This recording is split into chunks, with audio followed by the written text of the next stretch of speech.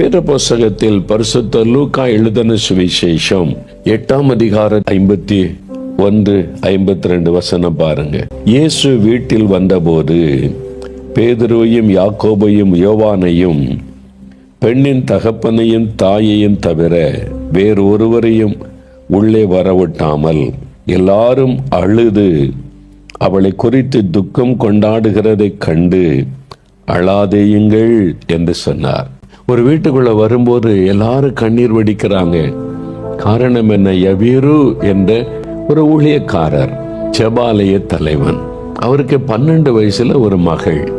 அந்த மகள் வியாதிப்பட்டு மரண படுக்கையில் ஆகிவிட்டாள்.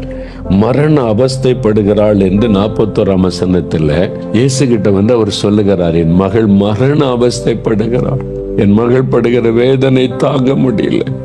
யவீரு வந்து அழுதிருப்பார், கண்ணீர் வடித்திருப்பார். இயேசு கிட்ட என் குடும்பமே அழுது கொண்டிருக்கிறாரு, கண்ணீர் வடித்திருப்பார், என் மகள் மரண அவஸ்தைப்படுகிறாள். ஆண்டவரே, இயேசு சொன்னார், நான் வந்து அவளை குணமாக்குவேன், பயப்படாத, உன் கண்ணீரை நான் கண்டேன். ஆண்டவர் வந்தார்.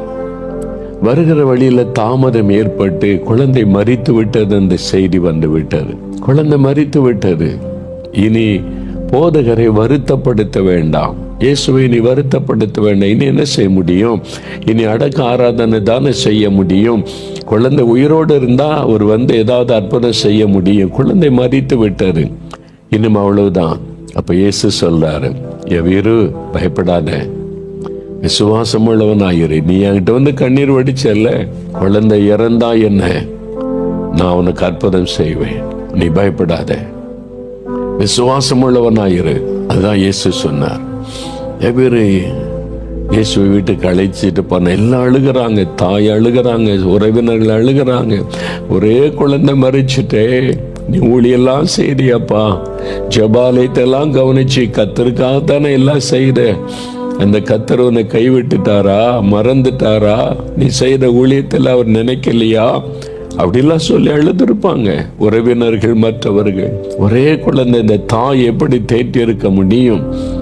இயேசு வந்து அந்த கண்ணீரை பார்த்த உடனே முதலாவது சொல்லுகிறார், அழாதீங்க, டோன்ட் கிரை, அழாதே, நான் வந்துட்டேன்ல, நான் வந்துட்டேன், நீங்க அழாதீங்க, உங்க கண்ணீரை பார்த்துட்டேன், நீங்க அழுதையினால் தாங்கிக் கொள்ள முடியாது, அழாதீங்க. ஆண்டவர் அந்த குழந்தையினுடைய கையை பிடித்து தூக்கினார்.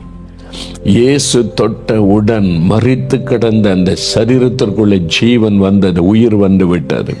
மரித்து போன அந்த மகள் உயிரோடு கூட எழுந்து அந்த பெற்றோருடைய உள்ளத்தில் ஒரு பெரிய சந்தோஷத்தை